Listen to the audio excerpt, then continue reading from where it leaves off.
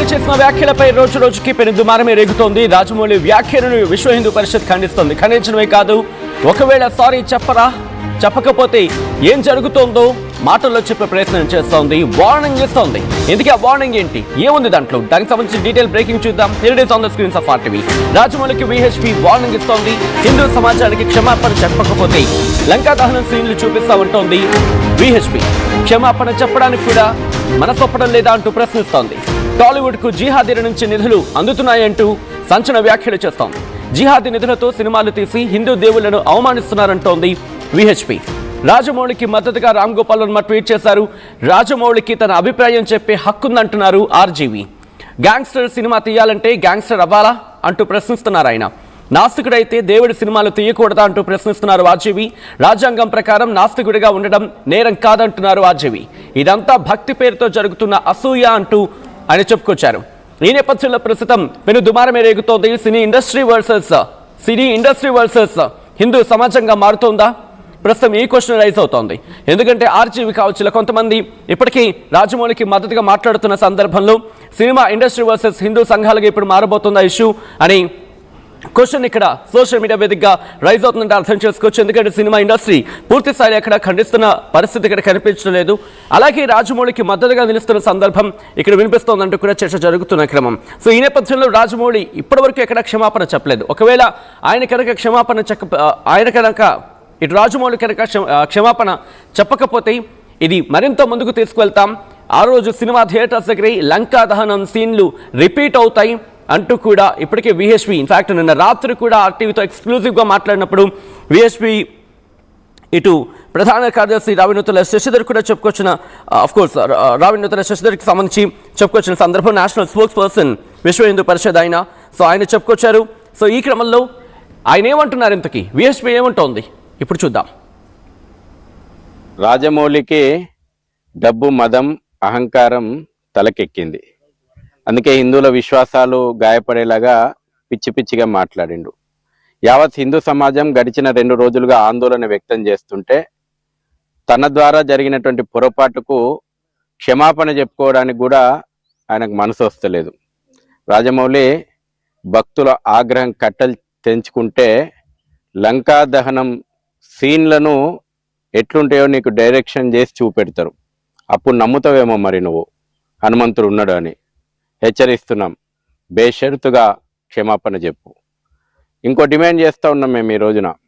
తెలుగు చిత్ర పరిశ్రమ లోపట jihadi mafia నిధులు ఉన్నాయి. అందుకే అనేక సినిమాల లోపట చిత్ర నిర్మాతలు కానీ లేదంటే చిత్రాల లోపట కానీ హిందువుల యొక్క విశ్వాసాలను గాయపరిచేలాగా, దేవీ దేవతలను అవమానించేలాగా, హిందూ కుటుంబ వ్యవస్థను కించపరిచే విధంగా, హిందువుల యొక్క జీవన విలువలను అపహాస్యం చేసేలాగా, మన యొక్క ఆధ్యాత్మిక కేంద్రాలను, విశ్వాసాలను కించపరిచేలాగా సీన్లు పెడతా ఉన్నారు.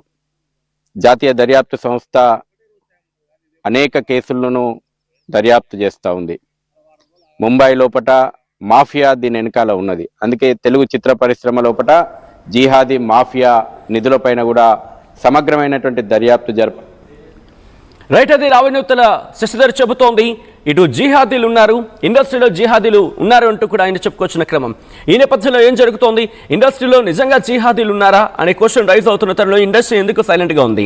రాజమౌళి క్షమాపణలు చెప్పాలి అన్న డిమాండ్ రోజు రోజుకి వినిపిస్తున్న క్రమంలో ఎందుకు అక్కడి నుంచి అంటే ఇండస్ట్రీ నుంచి ఎటువంటి డైరెక్షన్స్ రావటం లేదా, లేకపోతే ఇండస్ట్రీ నుంచి ఎటువంటి మాట వినిపించట్లేదా? ఇటు మరి ముఖ్యంగా రాజమౌళి చేత క్షమాపణ చెప్పించలేకపోతున్న సందర్భం ఉందా? చెప్పడానికి సంబంధించి ఆలోచిస్తున్న క్రమం ఉందా?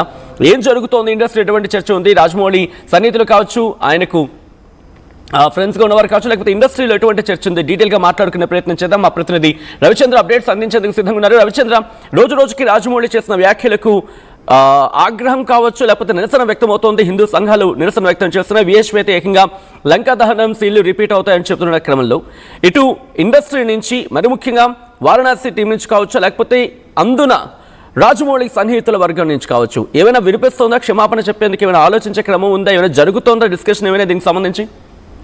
సచిన్, వారణాసి ఈవెంట్ లో రాజమౌళి చేసిన వ్యాఖ్యలు అయితే పెను దుమారాన్ని రేపుతున్నాయని చెప్పుకోవాలి. రోజు రోజుకి అది చిలుకి గాలివాన్ లాగా తయారవుతోంది.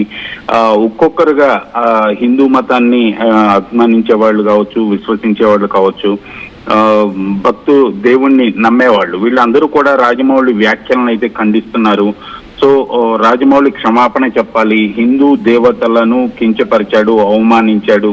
అలాంటి రాజమౌళి హిందూ దేవతలని దేవుళ్ళ మీద సినిమాలు ఎలా తీస్తాడు? తన సినిమాల్లో హిందూ దేవుడిని కొలిచే విధంగా సన్నివేశాలు రూపొందిస్తున్నాడు.